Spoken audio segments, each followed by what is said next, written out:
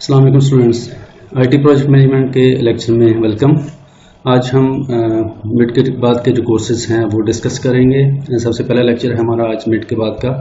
आज जो टॉपिक्स हम डिस्कस करेंगे उसमें सबसे पहले project staffing and personal planning है, यानी कि एचआर प्लानिंग भी इसको कहते हैं शॉर्टली, जिसमें जो एम्प्लॉयज़ हैं या पर्सनल हैं उनकी रिक्रूटमेंट जिसको स्टाफिंग कहते हैं उसके हवाले से कुछ चीज़ें डिस्कस करनी आज हमने।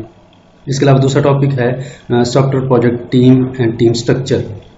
सॉफ्टवेयर जो हैं, ये सॉफ्टवेयर हाउसेज जो हैं आईटी कंपनीज, उनके अंदर जो टीम की फॉर्मेशन है कि टीम कैसे फॉर्म होती हैं या उसका ऑर्गेनोग्राम जिसको कहते हैं या टीम का स्ट्रक्चर इदारे का वो किस तरह का होता है, इसकी क्या टाइप्स हैं, ये हम आज दूसरे टॉपिक में डिस्कस करेंगे। सबसे पहले देखते हैं project staffing and personal planning. सबसे बुनियादी चीज़ जो किसी भी ऑर्गेनाइजेशन के अंदर है वो है उसका स्टाफ, उसके एम्प्लॉयज़, पर्सनल, एचआर। ये सबसे जो बेसिक यूनिट है जिसने तमाम जो एक्शंस हैं, तमाम प्लान्स हैं उनको कैरी आउट करना होता है, एग्जीक्यूट करना है, और इनपुट से लेके आउटपुट तक के जितने भी प्रोसेसेस हैं वो तमाम इसी एचआर यानी कि पर्सनल की मदद से ही कंप्लीट होते हैं। सबसे पहले जो प्लानिंग होती है कि कोई भी टास्क इनिशिएट करना है, कोई प्रोजेक्ट स्टार्ट करना है, तो उसके लिए जो भी प्लानिंग है उस प्लानिंग का सबसे पहला स्टेप है स्टाफिंग। स्टाफिंग के यानी कि स्टाफिंग जो एम्प्लॉयज़ की रिक्रूटमेंट है वो सबसे पहला स्टेप है। सबसे पहले एम्प्लॉयज़ को हायर किया जाता है और फिर आगे वाले जितनी भी प्लानिंग है वो एग्जीक्यूट होती है, क्योंकि सबसे जो बुनियादी, जैसे अभी मैंने कहा कि बुनियादी इसकी अहमियत है किसी भी ऑर्गेनाइजेशन के अंदर, तो सबसे ज़्यादा आमतौर पे ऑर्गेनाइजेशंस के अंदर बजट भी सबसे ज़्यादा एम्प्लॉयज़ पे या पर्सनल की सैलरी या उनकी जो बाकी एरियाज़ हैं उन पे खर्च होता है। तो यहाँ से काम बेसिकली स्टार्ट होगा स्टाफिंग से।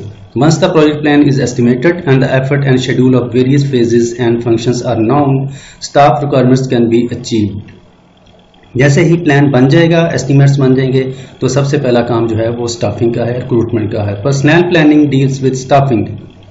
Staffing deals with the appointment of personnel for the position that is identified by the organisation structure. जो ऑर्गेनाइजेशन का स्ट्रक्चर जो डिफाइन हुआ है, अभी मैंने ऑर्गेनोग्राम की बात की थी, वो एक बेसिकली स्ट्रक्चर की ग्राफिकल फॉर्मेशन होती है या उसका रिप्रेजेंटेशन होती है।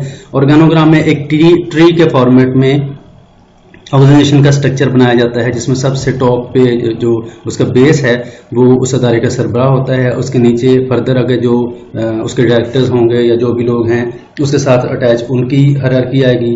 उनसे फर्दर अगर कोई अटैच है तो उनकी हायरार्की आएगी। तो डिफरेंट लेवल्स में ये जो ट्री है, ये ऑर्गेनोग्राम है, फॉर्म होता है, जिससे एक ही पिक्चर में ओवरऑल आइडिया हो जाता है कि इस ऑर्गेनाइजेशन के अंदर कौन कौन से एम्प्लॉयज़ किस फॉर्मेशन में मौजूद हैं, कौन सा एम्प्लॉय जो है वो किसके अंडर है, कौन सा किसका बॉस है, कौन सा एम्प्लॉय किसका सबऑर्डिनेट है। ये तमाम जो सिचुएशन है इस ऑर्गेनोग्राम में या ऑर्गेनाइजेशन स्ट्रक्चर के अंदर वाजे हो जाती है। तो सबसे पहले एचआर प्लान डिस्कस करते हैं कि एचआर प्लान बेसिकली क्या होता है किसी भी ऑर्गेनाइजेशन के अंदर। Project Human Resource Management includes the processes required to make the most effective use of the people involved with the project. HR management includes all project stakeholders, sponsors, customers, project team members, support staff, suppliers supporting the project and so on. जो different लोग इसके अंदर शामिल होते हैं किसी भी organisation के अंदर, जो भी इसके स्टेक होल्डर्स हैं, वो तमाम की मैनेजमेंट जो है ये एचआर मैनेजमेंट कहलाती है। ह्यूमन रिसोर्स की मैनेजमेंट, ह्यूमन जो हैं वो किसी भी तरीके से किसी भी तरह से किसी ऑर्गेनाइजेशन के स्टेक होल्डर हैं उसके साथ मुतल्लिक हैं, उनका कोई रेफरेंस है उनके साथ, तो उनकी मैनेजमेंट जो है वो एचआर मैनेजमेंट कहलाएगी। मिसाल के तौर पे वो ऐसे लोग होंगे जो आपकी कंपनी को, आपकी ऑर्गेनाइजेशन को चीज़ सप्लाई करते हों, या ऐसे हैं जो आपके बायर्स हों, या ऐसे लोग जो आपकी टीम या आपकी ऑर्गेनाइजेशन के अंदर काम करते हैं, वो तमाम लोग जो हैं उनकी मैनेजमेंट एचआर मैनेजमेंट कहलाएगी। HR management includes the following 4 processes. HR planning का या मैनेजमेंट का जो काम है वो 4 मराहिल से गुजर के होता है, जिसमें सबसे पहले प्लानिंग, एक्वायरिंग, डेवलपिंग और मैनेजिंग द प्रोजेक्ट टीम। ये 4 फेजेस हैं जिनको अभी हम डिस्कस करते हैं। सबसे पहली चीज़ प्लानिंग। आपको पता है कि कोई भी टास्क फॉर्मली इनिशिएट करने से पहले उसको प्लान करना, उसको डिज़ाइन करना बहुत ज़रूरी है, ताकि जो शुरू में ही आइडिया हो जाए कि आगे चलने वाला जो काम है, आगे जो हम एग्जीक्यूट करेंगे प्रोजेक्ट को, वो कैसे होगा, उसके लिए नेसेसरी रिसोर्सेज कौन से हैं, एचआर कितना चाहिए, रिसोर्सेज कितने चाहिए, टाइम कितना चाहिए, बजटिंग, ये सारी चीज़ें जो हैं ये प्लानिंग फेज के अंदर डिस्कस होती हैं। तो इसी तरीके से एचआर की जो प्लानिंग है उसमें शुरू से ही आइडिया लगाया जाएगा, प्लान किया जाएगा कि ओवरऑल आपको कितने एम्प्लॉयज़ की ज़रूरत है, किस लेवल के एम्प्लॉयज़ होंगे, उनकी रिस्पॉन्सिबिलिटीज़ क्या होंगी, उनके रिपोर्टिंग रिलेशनशिप्स क्या होंगे। इसका मतलब कि वो किसके अंडर होंगे, किसके बॉस होंगे, किसके सबॉर्डिनेट होंगे, वो सारी फॉर्मेशन, वो स्ट्रक्चर जो है वो प्लानिंग फेज में बनता है। The main output of this process is a human resource plan. इस फेज का जो डिलीवरेबल है या आउटपुट है वो बेसिकली एचआर प्लान है। एचआर प्लान वो डॉक्यूमेंट है जो कि कंप्लीट एक कम्प्रीहेंसिव डॉक्यूमेंट होगा, जिसके अंदर तमाम एम्प्लॉयज़ की डिटेल होगी। डिटेल का मतलब उसकी पर्सनल इंफॉर्मेशन नहीं, बल्कि उनका जो रोल है, उसका डेजिग्नेशन है, और उसका जो स्ट्रक्चर है, रिपोर्टिंग रिलेशनशिप है, और जो भी इसकी जॉब रिस्पॉन्सिबिलिटीज़ हैं वो तमाम मेंशन की जाएंगी। ताकि फॉर एग्जांपल आपने अगर डायरेक्टर हायर करना है तो डायरेक्टर जो है उसकी क्या क्वालिफिकेशंस होंगी, उसका क्या एज लेवल होगा, एक्सपीरियंस कितना होगा, मिसाल के तौर पे उसकी डोमेन कौन सी होगी, ये तमाम चीज़ें उसमें मेंशन होंगी। और इसके अलावा जब वो डायरेक्टर अपॉइंट हो जाएगा तो फिर वो इस अदारे के लिए, ऑर्गेनाइजेशन के लिए क्या टास्क परफॉर्म करेगा, वो किसको जवाबदेह होगा, उसके अंडर कौन से लोग होंगे, ये सारी फॉर्मेशन जो है इस एचआर प्लान है इसके अंदर लिखी हुई होगी। प्लानिंग के बाद दूसरा phase acquiring the project team. Acquiring का मतलब बाकायदा एम्प्लॉयज को हायर करना, रिक्रूटमेंट का जो अमल है। Involves assigning the needed personnel to work on the project. Key outputs of this process are project staff assignments, resource calendars and project management and plan and updates. इसमें जो employees हैं उनको formally acquire करने के बाद जो भी उनके असाइनमेंट्स हैं उसको असाइन की जाती हैं। जो आपका जो भी टाइम शेड्यूल है, जो कैलेंडर है उसके मुताबिक, और जो भी प्लान की अपडेट्स हैं वो वक्तन फ़वक्तन उनको कन्वे भी होती रहती हैं, ताकि उनको पता हो कि जो अपडेटेड जो प्रोसेस है अदारे का वो क्या है। ये बिल्कुल ऐसे ही जैसे हमारे एकेडमिक कैलेंडर बनता है, और अगर दौरान साल कहीं वो कैलेंडर चेंज हो जाए तो फौरन मेन कैंपस जो हमें कन्वे करता है, और हम बच्चों को कन्वे करने की कोशिश करते हैं ताकि जो अपडेटेड डॉक्यूमेंट है वो तमाम लोगों तक पहुंचे। तो इसी तरीके से जो टीम्स हैं, जो पर्सनल हैं, उनके हवाले से जो भी अपडेटेड इन्फॉर्मेशन है उनके असाइनमेंट्स के हवाले से वो उनको कन्वे की जाती है। Developing the project team involves building individual and group skills to enhance project performance. Team building skills are often challenge for many projects managers. जब टीम बन जाती है, जो एम्प्लॉयज़ हैं हायर हो गए, उनको अपने असाइनमेंट्स दे दी, लेकिन समटाइम ऐसा होता है कि आपको उनकी जो स्किल्स हैं उनको फर्दर स्ट्रेंथन करने के लिए, उनको ग्रो अप करने के लिए, या उनकी जो स्किल्स हैं उनको फर्दर बूस्ट अप करने के लिए आप उनको ट्रेन करते हैं, या उनकी डेवलपमेंट करनी पड़ती है आपको, ताकि जो भी चेंजिंग नीड्स हैं ऑर्गेनाइजेशन की, जो क्योंकि आपको पता है कि इदारे जो हैं वो वक्त के साथ साथ उनकी जो काम करने की टेक्निक्स हैं, जो मेथडोलॉजीज हैं वो चेंज होती रहती हैं एनवायरनमेंट के हिसाब से। तो अगर ऐसी कोई चेंज आई है तो आपको अपने एम्प्लॉयज़ को भी साथ ही अपडेट करना पड़ता है। तो अगर आपने उनको अपडेट करना है तो फिर डेफिनेटली आप उनकी डेवलपमेंट करेंगे, और डेवलपमेंट में आमतौर पे हम इसको कैपेसिटी बिल्डिंग भी कहते हैं, जो कि इन हाउस कैपेसिटी बिल्डिंग भी हो सकती है, फॉर एग्जांपल किसी थर्ड पार्टी या आउटसोर्सिंग के थ्रू भी हो सकती है। इन हाउस का मतलब कि आप अपनी ही टीम का कोई मेंबर जो है वो सिलेक्ट करें जो कि किसी एरिया में बेहतर है, तो बाकी अपने जो एम्प्लॉयज़, जो कलीग्स हैं, जो ग्रुप मेंबर्स हैं उनको ट्रेन करें, ताकि तमाम जो हैं वो एक लेवल पे आ जाएं, और जो भी अदारा उनसे एक्सपेक्ट कर रहा है वो उसके मुताबिक काम करना शुरू कर दें। अगर आपके ऑर्गेनाइजेशन के अंदर वो स्किल मौजूद नहीं है तो फिर आप कोशिश करेंगे कि बाहर से कोई थर्ड पार्टी को कंसल्टेंट के तौर पे किसी को हायर करें जो कि आपकी टीम की डेवलपमेंट करेगा। और वो डेफिनेटली सबसे पहले नीड बेस्ड असेसमेंट होती है, जिसमें वो नीड असेस करेगा कि आपके इदारे के एम्प्लॉयज़ की ज़रूरत क्या है, जिस एरिया में उनको ट्रेनिंग की ज़रूरत है, और उसके बाद वो ट्रेनिंग प्लान डिज़ाइन करके अप्रूवल के बाद डिज़ाइन ट्रेनिंग को इम्पार्ट करेगा। अब वो डिपेंड करता है आपकी ऑर्गेनाइजेशन के अंदर भी हो सकती है और बाहर किसी और थर्ड जो लोकेशन है वहाँ पे भी हो सकती है।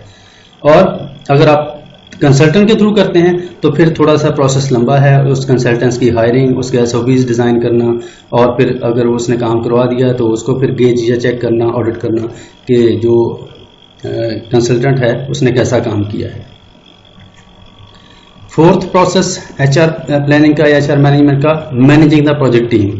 मैनेजिंग का मतलब क्या है? Involves tracking team members performance, motivating team members, providing timely feedback, resolving issues and conflicts and according changes and coordinating changes to help enhance project performance. इसमें जब कोई भी टास्क एग्जीक्यूट होना शुरू हो जाता है तो उसके बाद जितने भी इश्यूज दरपेश होंगे वो तमाम को तमाम मैनेज करने का नाम मैनेजिंग द प्रोजेक्ट टीम है। ये इश्यूज ही नहीं बल्कि जो काम हो रहे हैं, जो टास्क परफॉर्म हो रहे हैं, उनकी परफॉर्मेंस को गेज करना, ट्रैक करना कि एम्प्लॉयज़ कौन कौन से इन्वॉल्व हैं और उनकी परफॉर्मेंस कैसी जा रही है। डेफिनेटली आप परफॉर्मेंस को तब तक गेज नहीं कर पाएंगे जब तक आपके पास वो प्लान मौजूद नहीं है जिसमें आपने बाकायदा उनको कोई टास्क असाइन किया है, या जिसमें ये मेंशन है कि कौन सा एम्प्लॉय जो है वो किस स्किल का हामिल है या उसका टास्क क्या है। जब आप उस प्लान को देखेंगे और परफॉर्मेंस को देखेंगे एम्प्लॉय की, तो फिर आप डिफ्रेंशिएट कर पाएंगे कि कहीं कोई वेरिएंस, कोई डिफरेंस तो नहीं है। अगर है तो फिर आप फौरन उसी मरहले पर उसको आइडेंटिफाई करके उसको फिक्स करने की कोशिश करते हैं। अगर कोई नेग्लिजेंस है तो डेफिनेटली आप उसको मोटिवेट करने की कोशिश करेंगे। अगर कोई ब्लंडर है तो फिर आप अपने जो ऑर्गेनाइजेशन के रूल्स हैं उसके मुताबिक उस मसले को रिजॉल्व करने की कोशिश करेंगे। टाइमली फीडबैक बहुत ज़रूरी है कि अगर कोई इशू दरपेश है तो उसकी फीडबैक अपनी हायर अथॉरिटीज़ तक देना, या किसी ने आपको टास्क सबमिट कराया है तो आपने उसको फीडबैक वापस देना। मिसाल के तौर पे एक रिपोर्ट किसी एम्प्लॉय ने आपको दी है तो रिपोर्ट के बारे में उसको फीडबैक्स, कमेंट्स जो हैं वो टाइम पे देना आपकी जिम्मेदारी है। आप उसको टाइम पे इन्फॉर्म करें।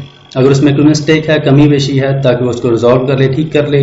और अगर रिपोर्ट ओके है तो एम्प्लॉय जो है उसको पता हो कि मेरा टास्क कंप्लीट हो गया है और वो आगे चली गई है या जहां भी सबमिट होनी थी हो गई है। ये जो टाइमली चीज़ें हैं ये ओवरऑल जो एम्प्लॉयज़ की जो परफॉर्मेंस है उसको बूस्ट अप करती हैं, एनहांस करती हैं।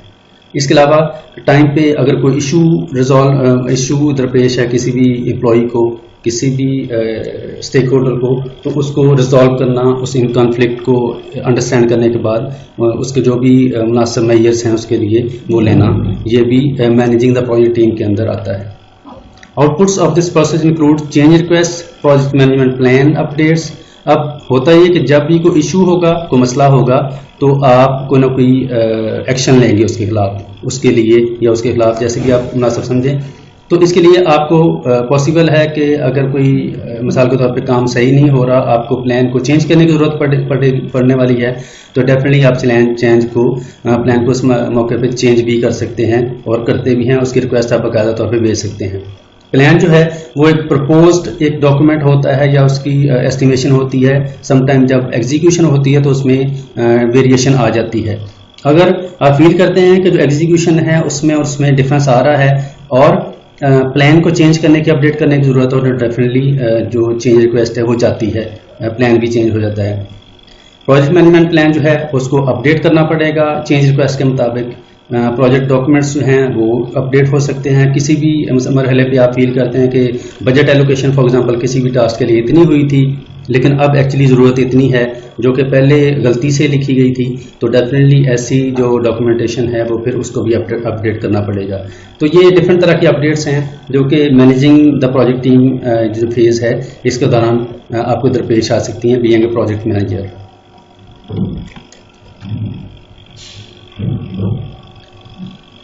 नेक्स्ट जो छोटा सा टॉपिक है इसी मैनेजमेंट के हवाले से, कीज टू मैनेजिंग पीपल।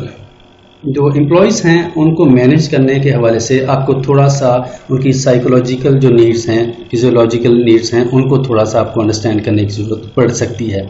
अगर आपको पता हो कि एम्प्लॉयज़ की साइकी क्या है, वो कैसे काम करते हैं या किन चीज़ों को प्रायोरिटाइज करते हैं, तो फिर आपको एक टीम फॉर्म करने में, बनाने में और उसको टीम को एक अच्छे तरीके से लीड करने में बड़ी आसानी हो जाएगी।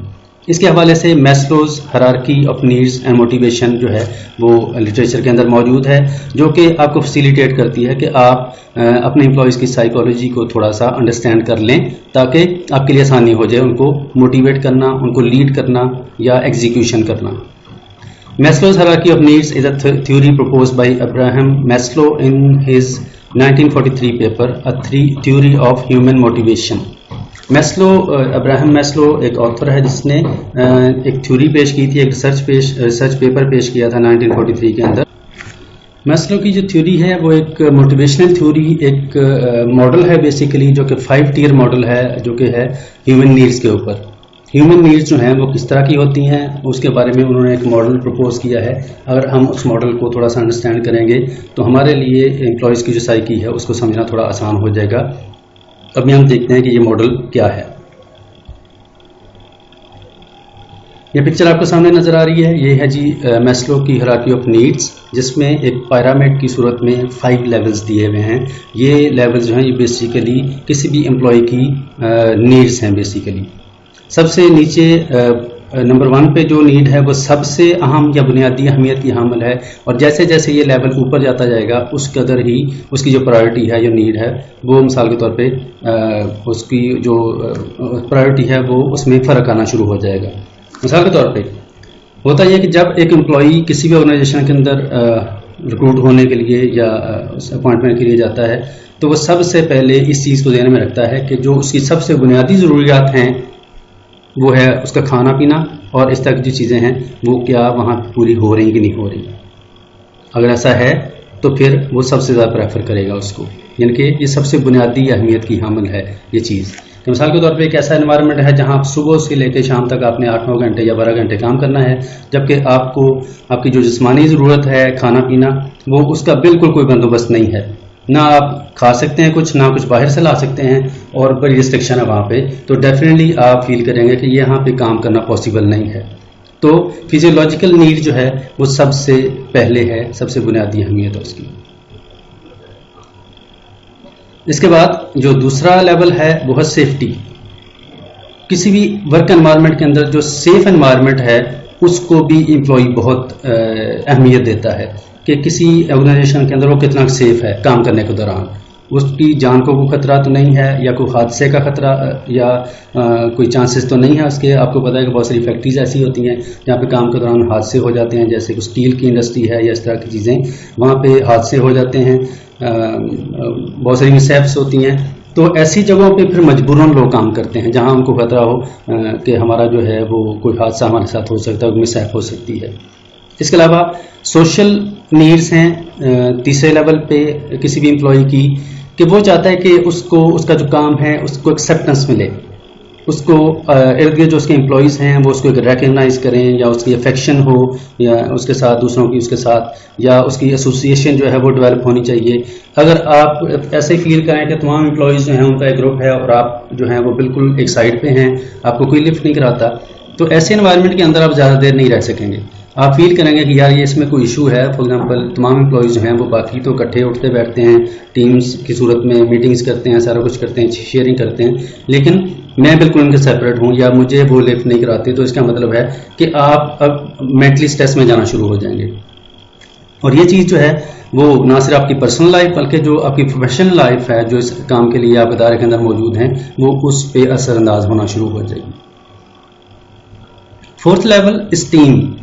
स्टीम का मतलब आपकी जो सेल्फ रिस्पेक्ट है, जो आपकी रिकग्निशन, आपकी प्रेस्टीज है, आपकी जो डिग्निटी है, उसके बारे में आप फिक्रमंद होंगे कि आपका जो सेल्फ रिस्पेक्ट है वो किसी भी तरीके से मुतासर ना हो।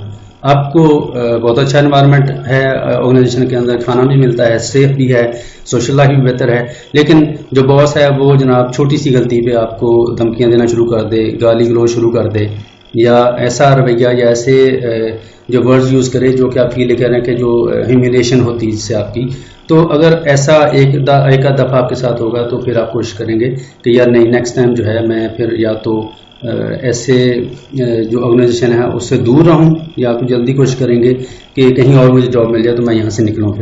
फिर आप वहाँ से स्विच करने की ट्राई फ़ौरन करेंगे। जो सेल्फ स्टीम है वो भी एक अहम रोल प्ले करती है आपकी परफॉर्मेंस के ऊपर, जो ऑर्गेनाइजेशन के अंदर आपकी परफॉर्मेंस है। इसके अलावा सेल्फ एक्चुअलाइजेशन। आप समटाइम ऐसा होता है कि बहुत सारे एम्प्लॉयज़ ऐसे हैं जो कि फील करते हैं कि जो उनकी स्किल्स हैं उसके मुताबिक उनको काम नहीं मिल रहा, या वो उनका दिल करता है कि हमें मज़ीद चैलेंजिंग जो टारगेट्स हैं वो मिलें। तो अगर ऐसी अगर ऐसी सिचुएशन है तो फिर जो एम्प्लॉयज़ हैं वो फील करेंगे कि अगर आपको चैलेंजिंग एनवायरनमेंट मिलता है तो आपकी ग्रोथ भी होती है इसमें।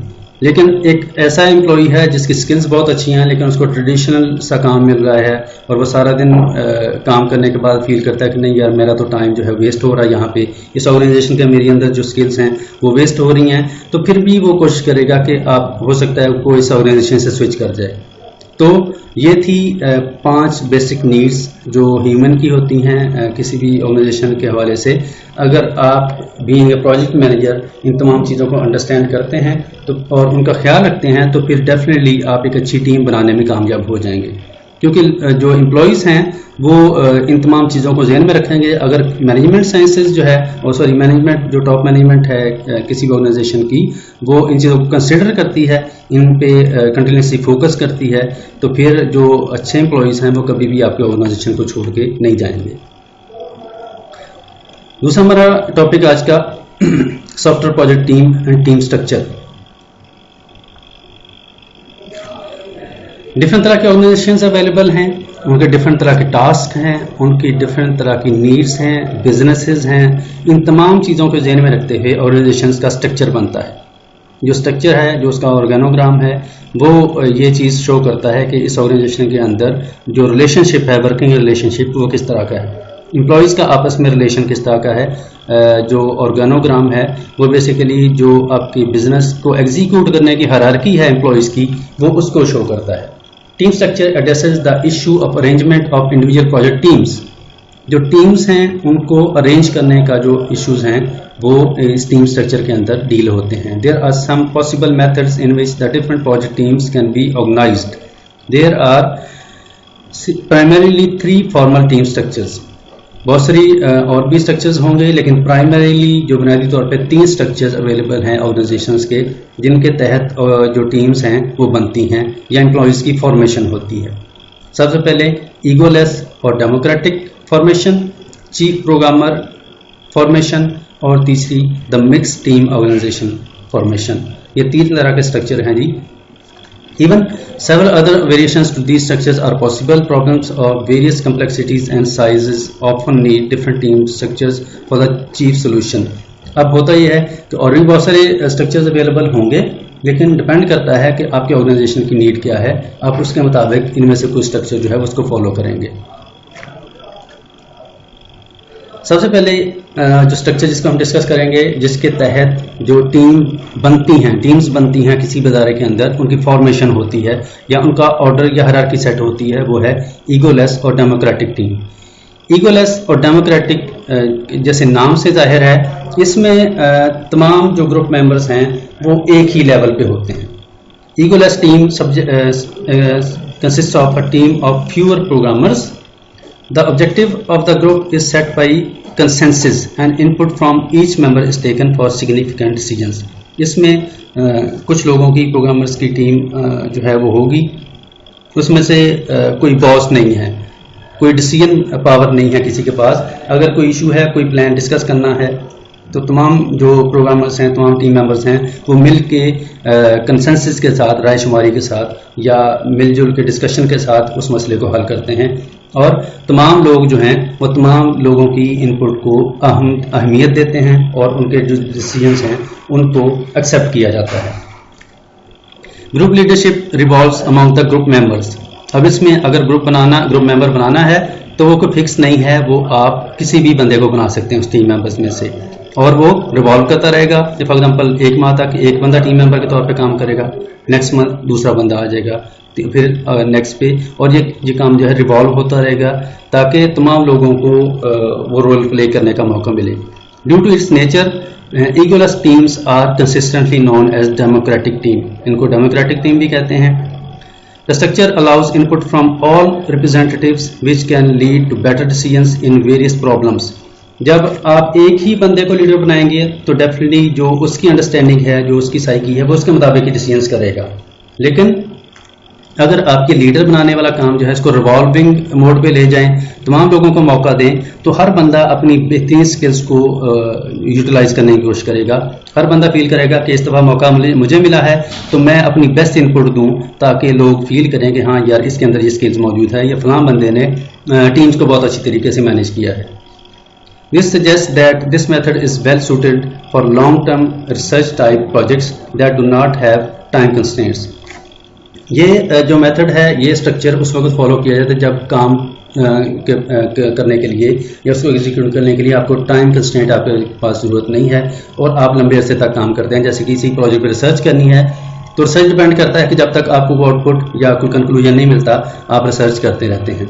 ये फॉर एग्जांपल कोई सोशल साइंसेस की भी हो सकती है रिसर्च, किसी मेडिकल इशू पे किसी बीमारी का जो इलाज है उसको डायग्नोस करने के लिए भी हो सकती है। तो अगर ऐसी बात है तो फिर डॉक्टर्स की टीम जो है वो कंटिन्यूसली लगी रहेगी और उनको इस चीज़ से कोई गर्ज नहीं कि हमारा लीडर कौन है, क्योंकि उनको तो रिसर्च से गर्ज होगी उस वक्त। ये उसका स्ट्रक्चर है जी ईगोलेस का या डेमोक्रेटिक टीम का, जिसमें आप फील कर सकते हैं जो ए पिक्चर है जिसमें स्ट्रक्चर शो किया गया है। इसमें अगर आप देखें तो तमाम जो लोग हैं वो एक लेवल पे हैं, जैसे राउंड टेबल कॉन्फ्रेंस होती है जिसमें कोई लीडर नहीं है, तमाम लोग जो हैं वो इक्वल प्रेफरेंस के साथ या प्रायोरिटी के साथ या पावर्स के साथ पार्टिसिपेट करते हैं। ये उसी नेचर की ही पिक्चर शो हो रही है। अगर बी फाइल में हम देखें तो इसमें कम्युनिकेशन मैथ है, जिसमें अगर आप देखें तमाम अगर सर्कल्स को हम एम्प्लॉयज़ या टीम मेंबर्स कंसिडर करें तो तमाम जो मेंबर्स हैं वो डायरेक्टली एक दूसरे के साथ कम्युनिकेट कर सकते हैं। इसमें कोई बॉस या एम्प्लॉय वाला स्ट्रक्चर नहीं है, जिसमें कोई जो एम्प्लॉयज़ हैं वो मिसाल के तौर पे फलां बंदे के साथ या किसी और लेवल के थ्रू बॉस तक पहुंचते हों, ऐसा नहीं है। तमाम एम्प्लॉयज़ डायरेक्टली कोऑर्डिनेट कर सकते हैं एक दूसरे के साथ। दूसरा structure chief programmer team. Chief programmer team में अगर आप स्ट्रक्चर को देखें तो इससे आपको इजीली अंडरस्टैंड आप कर पाएंगे कि सबसे ऊपर एक बॉस है जिसके अंदर जो टीम है या जो प्रोग्रामर्स की जो टीम है वो अवेलेबल है, और इसमें एक बैकअप प्रोग्राम कंसल्टेंट है और बाकी लाइब्रेरी प्रोग्रामर्स हैं। अब इनमें जो बैकअप के तौर पे जो कंसल्टेंट अवेलेबल है कि ये इसलिए है कि जो अगर चीफ प्रोग्रामर है कभी किसी वक्त अगर अवेलेबल नहीं है तो जो बैकअप प्रोग्रामर जो पीछे कंसल्टेंट बैठा है वो उसकी जगह पे उसकी रिस्पॉन्सिबिलिटीज़ को पूरा करेगा, और जो बाकी प्रोग्रामर्स हैं वो उसके साथ डायरेक्टली अटैच हैं कि जो लोग हैं वो डायरेक्टली अगर उनको कोई भी इशू है तो वो चीफ प्रोग्रामर से डिस्कस करेंगे। आपस में अगर आप देखें ये जो दूसरे लेवल पे सर्कल्स हैं, ये जो एम्प्लॉयज़ हैं, इनका आपस में कम्युनिकेशन जो रिलेशन है वो नहीं है, ये आपस में कम्युनिकेट नहीं करते, आपस में इनकी कोई इंटरेक्शन नहीं है। जो भी इंटरेक्शन है वो ऊपर अपर लेवल पे चीफ प्रोग्रामर के साथ है। ये है जी chief programmer team structure. Third और लास्ट जो टीम स्ट्रक्चर है वो कंट्रोल्ड डिसेंट्रलाइज्ड टीम स्ट्रक्चर या इसको हायरार्किकल टीम स्ट्रक्चर भी कहते हैं। इसमें अगर देखें जो इसकी पिक्चर या ग्राफ है आपको शो कर रहा है कि इसमें मल्टी लेवल्स अब इन्वॉल्व हो गए हैं। जो एम्प्लॉयज़ हैं वो एक से ज़्यादा लेवल्स में, फॉर एग्जांपल जैसे ये एग्जांपल सामने है, इसमें 3 लेवल्स में एम्प्लॉयज़ डिवाइड हैं। सबसे ऊपर बड़ा सर्कल जो है वो हम समझते हैं को टीम लीडर होगा या ऑर्गेनाइजेशन का बॉस होगा, जो भी उसका चेयरमैन या ऑर्गेनाइजेशन का CEO है। उसके नीचे फर्दर 2 कैटेगरीज हैं जो इमीडिएटली उसके साथ अटैच हैं, वो उसके डायरेक्टर्स हो सकते हैं, और तीसरे लेवल पे दोनों के साथ 3-3 सर्कल्स अटैच हैं। ये शो करते हैं कि ये जो हैं ये उसके सबऑर्डिनेट्स हैं, वो उसकी इम्प्लीमेंटिंग टीम होगी या जूनियर प्रोग्रामर्स होंगे या बाकी जो टीम है इम्प्लीमेंटिंग जो लोग हैं वो उनकी टीम्स है। तो अब इसमें अगर देखें तो सबसे पहले जो सबसे लोएस्ट लेवल पे जो प्रोग्रामर्स हैं, जूनियर प्रोग्रामर्स, उनकी आपस में कोऑर्डिनेशन है, वो आपस में कोऑर्डिनेट भी कर सकते हैं, और अपर लेवल पे अपने जो सीनियर प्रोग्राम मैनेजर है या प्रोग्रामर है उसके साथ भी कोऑर्डिनेट कर सकते हैं। और इवन अगर आप देखें जो सीनियर प्रोग्रामर जो 2 हैं सेकंड लेवल पे वो भी आपस में कोऑर्डिनेट कर रहे हैं। लेकिन ये जो सबसे नीचे वाला लेवल है जिसमें थर्ड लेवल है, ये वाले डायरेक्टली ऊपर प्रोजेक्ट लेवल का जो बंदा है, प्रोजेक्ट मैनेजर है, उसको कोऑर्डिनेट नहीं करते। ये चीज शो करती है कि इसमें मिक्स्ड अप्रोच है, इसमें आपस में कोऑर्डिनेशन है भी और किसी लेवल पे नहीं भी है। ये डिसेंट्रलाइज है, इसका मतलब कि इसमें कोई सेंट्रल पोजीशन नहीं है किसी भी काम की, बल्कि हायरार्किकल टीम स्ट्रक्चर है जिसमें एक हायरार्की है जिसको आपको फॉलो करना पड़ता है। अब जूनियर प्रोग्रामर्स आपस में कोऑर्डिनेट कर सकते हैं, अपने सीनियर प्रोग्रामर के साथ कर सकते हैं, लेकिन डायरेक्टली प्रोजेक्ट मैनेजर को अप्रोच नहीं करेंगे। अगर उनको कोई भी इशू है तो सीनियर प्रोग्रामर तक अपनी बात पहुंचाएंगे, आगे नहीं जा सकते वो। यह था ये आज का लेक्चर, जिसमें हमने जो बुनियादी कुछ इश्यूज हैं वो हमने डिस्कस किए हैं आईटी प्रोजेक्ट मैनेजमेंट के हवाले से। जिनमें सबसे पहले हमने प्रोजेक्ट स्टाफिंग और पर्सनल प्लानिंग के बारे में डिस्कस किया है कि जो एक स्टाफिंग का जो प्रोसेस है वो कैसे चलता है, और जो उसकी मैनेजमेंट है स्टाफिंग की या पर्सनल की या एचआर प्लान क्या होता है बेसिकली।